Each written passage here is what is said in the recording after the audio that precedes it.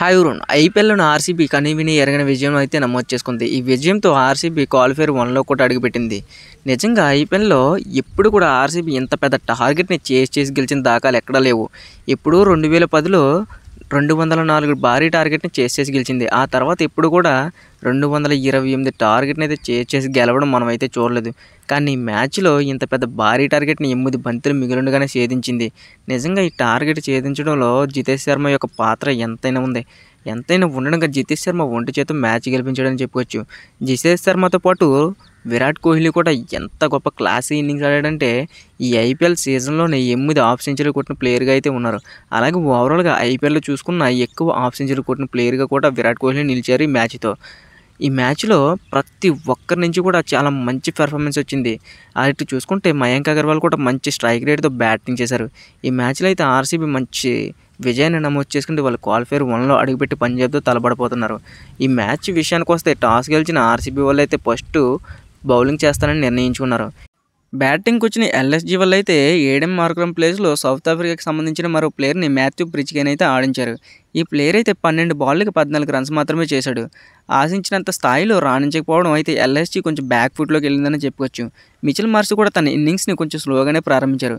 ఎప్పుడైతే రిషబ్ పంత్ క్రీజ్లోకి వచ్చాడో ఆర్సీబీ బౌలర్స్పై దూకుడుగా బ్యాటింగ్ చేశాడు.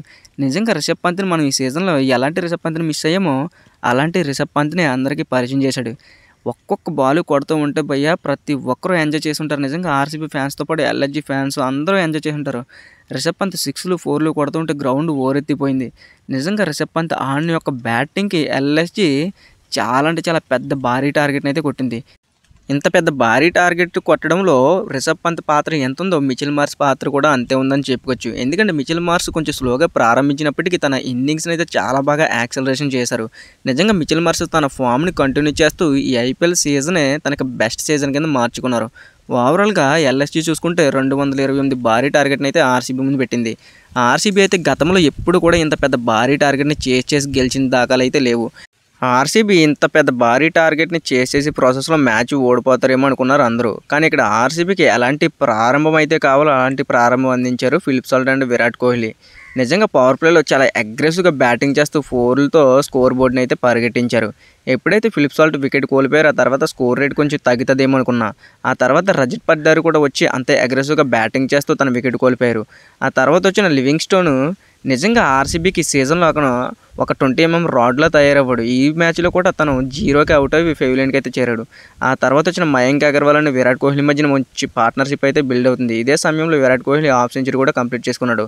11 ఓవర్లోనే 121 రన్ అయితే కంప్లీట్ చేసుకోరు. అప్పుడు విరాట్ కోహ్లీ వికెట్ అయితే కోల్పోయారు. విరాట్ కోహ్లీ వికెట్ కోల్పోవడంతో ఎల్ఎస్జీ మ్యాచ్ గెలిచేస్తారన్న ఫీలింగ్స్లో చాలా వరకు రిలాక్స్ అయిపోయారు. మ్యాచ్ గెలిచేసామన్న సంతోషం కూడా వాళ్ళలో కనిపించింది. అప్పుడు వచ్చాడు భయ్య జితేష్ శర్మ. నిజంగా వచ్చి ఎల్ఎస్జీ బౌలర్ని ఉతుకారేహాడు భయ్య. నిజంగా వేరే కొట్టాడు. కాటేరమ్మ కొడుకులు హైదరాబాద్ టీంలోనే కాదు ఆర్సీబీ టీంలో కూడా ఒకడున్నాడని అందరికీ బ్యాట్తో సమాధానం చెప్పాడు భయ్య. నిజంగా ఎలాగ ఆడాడంటే 33 బంతుల్లోనే 85 పరుగులు చేసి ఆర్సీబీకి ఘన విజయాన్ని అయితే సాధించి పెట్టాడు. నిజంగా ఈ మ్యాచ్ అనేది ఎవ్వరూ కూడా మర్చిపోలేరు ఆర్సీబీ ఫ్యాన్స్. మరి ఆర్సీబీ ఇప్పుడు క్వాలిఫైర్ 1లో పంజాబ్తో తలపడిపోతుంది. మరి పంజాబ్తో ఈ మ్యాచ్లో గెలిచి ఫైనల్కి చేరుకుంటారా లేకపోతే ఓడి ఎలిమినేటర్ ఆడతారా అనేది మీ ఒపీనియన్ కామెంట్ చేయండి. అలాగే ఈ వీడియో నచ్చితే కొంచెం లైక్ చేసి మన ఛానల్ సబ్స్క్రైబ్ చేసుకుని మీ సపోర్ట్ చూపిస్తారని కోరుకుంటున్నాను. జై హింద్.